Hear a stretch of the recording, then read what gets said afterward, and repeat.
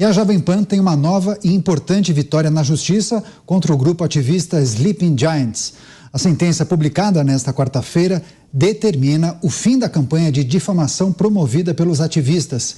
Vamos acompanhar na reportagem de Daniel Lian. A campanha veiculada pelo Sleeping Giants Brasil transcende os limites legítimos do direito de liberdade de expressão, não se afigurando como uma simples crítica, mas sim verdadeira ofensa à imagem e honra da Jovem Pan por meio de afirmações depreciativas e inverídicas. Este é um dos trechos da sentença proferida pelo juiz Adilson Araque Ribeiro, da 9ª Vara Cível do Estado de São Paulo. O magistrado determina o fim da campanha difamatória contra o grupo de mídia que tem mais de 80 anos e uma história na comunicação brasileira. Na decisão, o juiz também dá 15 dias para o Sleeping Giants excluir os grupos criados no WhatsApp para divulgar mensagens contra a Jovem Pan. E mais, determina que o Facebook e o X, o antigo Twitter, removam das redes sociais os conteúdos vinculados à campanha.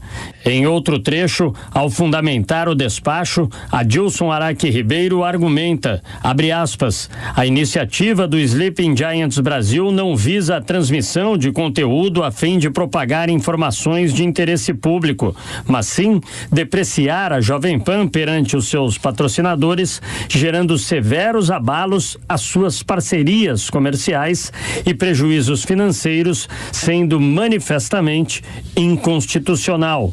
Fecha aspas. O jurista César Dario Mariano destaca que a decisão da justiça foi acertada porque garante a liberdade de expressão. E ficou muito evidente que a intenção do Sleep Giant não era divulgar, não era criticar, era difamar. Foi o que a justiça, em primeiro grau, reconheceu. A imprensa livre, ela é um dos atributos da democracia, é um dos pilares da democracia. Tanto que quando é imposto um regime ditatorial, o primeiro órgão a ser calado é a imprensa.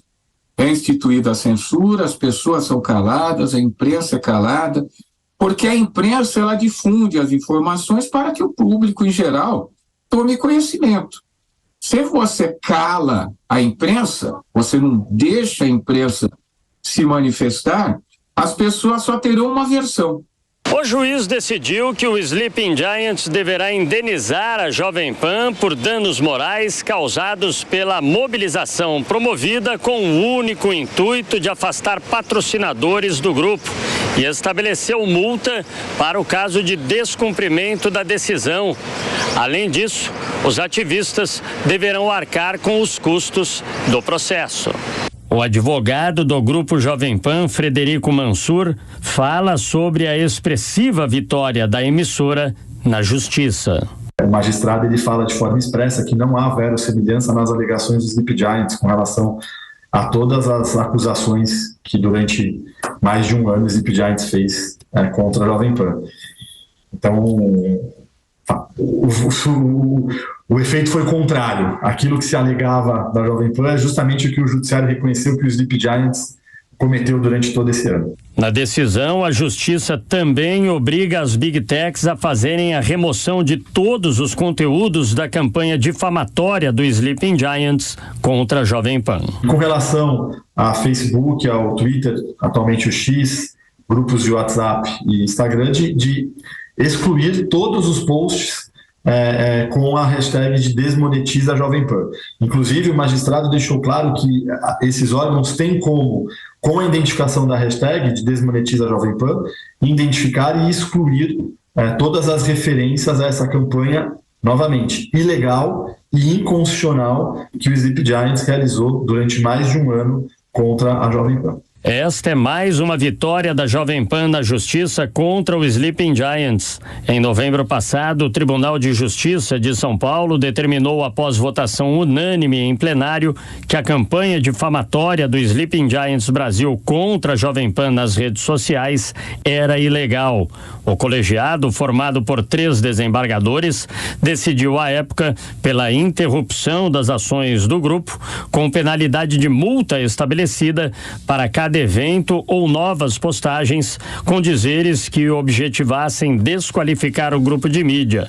Os advogados dos ativistas tiveram espaço para se manifestar, mas preferiram não comparecer ao Tribunal de Justiça para enfrentar o julgamento. A tática de ignorar os chamamentos oficiais foi a mesma adotada em Brasília, quando os deputados das comissões de comunicação e de fiscalização e controle convocaram uma audiência pública para que o grupo se manifestasse a respeito de uma série de questões levantadas pelos parlamentares. No Senado, o Sleeping Giants é alvo da Comissão de Comunicação e Direito Digital. Foi aprovado um requerimento assinado por pelo menos 17 senadores para que seja realizado um estudo sobre as atividades dos ativistas, com suspeita de interferência na liberdade de imprensa garantida pela Constituição. César Dario Mariano enfatiza o modo ilegal como atuou o grupo, difamando a Jovem Pan. Você difamar uma empresa jornalística, uma empresa de radiodifusão, ou uma empresa até de televisão, televisiva, isso daí não é de maneira nenhuma livre manifestação do pensamento, que ela tem limites, e esses limites estão previstos na própria Constituição. Em outra derrota pesada para o Sleeping Giants na Justiça em julho passado, o juiz Marcelo Augusto de Oliveira, da 41ª Vara Civil de São Paulo, determinou a extinção de uma ação movida pelo grupo contra Google, Telegram, Twitter, Facebook e Spotify, em que pedia que as gigantes de tecnologia se retratassem por suposta manipulação de buscas e da opinião pública em publicações contrárias à PL das fake news. O juiz determinou e redigiu na sua decisão que o Sleeping Giants, abre aspas, não tem o poder para falar em nome dos interesses públicos e dos consumidores por atuar com intenção ideológica e viés político próprio. Assunto importante para a gente girar com os nossos comentaristas. Vou começar com o Roberto Mota. Mota, como avaliou essa decisão da Justiça Paulista, segunda instância, o TJ de São Paulo, e a leitura feita pelo magistrado em relação a essa campanha difamatória do Sleeping Giants contra a Jovem Pan? E o que essa decisão representa nesse momento do país? Um resgate de uma grande medida de esperança, de que existe luz no fim desse túnel onde a gente está. Para começar, Sleeping Giants é um nome ridículo. Por trás desse ridículo há uma intenção muito séria: emudecer um veículo de mídia, nos emudecer, nos impedir de trazer aos nossos espectadores, aos nossos ouvintes, todos os dias, notícias e comentários. Os únicos, talvez, comentários da mídia brasileira com verdadeira diversidade de visões. Não falta debate, não falta discussão. Por isso, a vitória da Jovem Pan é uma vitória da liberdade de expressão. Não custa lembrar, liberdade de expressão é um direito fundamental. Retirada, perdida a liberdade de expressão, nenhuma outra liberdade está garantida. A luta contra o totalitarismo e contra a censura não acaba com esse episódio. Essa luta continua todos os dias, porque essa é a nossa missão. Segundo o TJ Paulista, Dantas, esse grupo, nessa campanha, transcendeu os direitos legítimos do direito de expressão, transcendeu esses limites legítimos. Você tinha alguma dúvida de que esse seria o entendimento da Justiça? Eu esperava que fosse, porque estava muito claro, né? Muito, né? Comportamento muito claro, esse comportamento ilícito desse grupo, que se diz, né, um grupo para combater o discurso do ódio, é fake news, e simplesmente faz uma perseguição a veículos de comunicação que não defendem as suas bandeiras, né, a pessoas, autoridades, a quem não reza na cartilha da esquerda. E aí, justamente, se você tem um pensamento independente que você critica A, B e C, você vira alvo de uma turma que persegue. Quer dizer, o que eles fazem é uma perseguição É uma perseguição. Eu acho criminoso, inclusive. Acho isso aqui pouco. Mas é essa gente que se auto-atribui o poder moral, a capacidade moral de julgar o conteúdo alheio, aquilo que circula nas redes. Por isso que é tão perigoso, né, toda essa história de regulação, porque você percebe quem defende a regulação do conteúdo. Eu defendo regras, defendo o fim do anonimato, por exemplo. Esse perfil, durante muito tempo, ele foi anônimo. Ninguém sabia quem controlava esse perfil. Até que uma dupla aí resolveu, um estudante de direito, se colocaram publicamente para dizer que estavam sendo ameaçados, recebendo ameaças e que então estavam revelando sua identidade. Mas ele atuou por muito tempo sem ninguém saber o que diabos era, quem estava por trás do perfil. É disso que eu falo. Então, assim, é preciso acabar com esse anonimato. É preciso que a identidade virtual seja a identidade real, porque o mundo virtual hoje, ele é apenas uma extensão da nossa vida, do nosso dia a dia. Tudo que a gente faz hoje depende da tecnologia, depende da nossa da nossa conexão com as redes, o uso das plataformas, né, da nossa presença nas plataformas. O debate público se dá nessas plataformas. Então, recebo com muita alegria essa decisão, que ela sirva de exemplo e que a sociedade esteja muito atenta para impedir que esse debate sobre regulação de rede, ele acarrete em censura e sempre contra, né? Sempre contra aqueles que se colocam de forma independente, questionando a cartilha da esquerda. Justiça feita, né, Beraldo? Agora, qual é o peso, né? Uma decisão importante para a comunicação, para o jornalismo e para o Brasil, né? Sim, uma decisão importante para reflexão. E Dantas, você falou da identidade, né, dos donos do perfil, e eu sempre tive uma pulga atrás da orelha, porque um casal do interior do Paraná, de repente cria um perfil, e aí conseguem se financiar, e conseguem ser tão influentes e causar tanto problema para aqueles que ousam apontar as inconsistências, a hipocrisia da esquerda.